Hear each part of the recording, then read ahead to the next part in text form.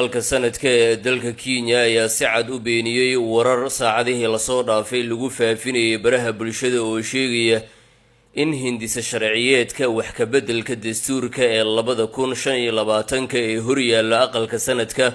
lagu doonayo in muddada xilhaynta madaxweynaha iyo tan mas'uuliyiinta kale ee la doortay loogu kordhiyo oo laga dhigo 7 sano iyadoo hadda ay tahay 5 sano.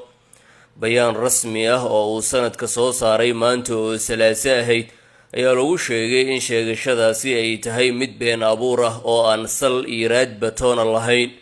waxaana shacabka looga digay inay rumaystaan wararkaas been abuurka ah. sanadka ayaa ku adkaystay in ujeedada dhabta ah ee hindisaha dastuurka aanay wax shaqo ah ku lahayn kordhinta muddada xilhaynta ama dhisidda xafiisyo cusub oo fulineed sida xafiiska ra'iisul wasaaraha. waxa uu aqalka sanadka cadeeyay in wax isbedel ah aan lagu sameynin qaab dhismeedka hay'adda fulinta ee waddanka,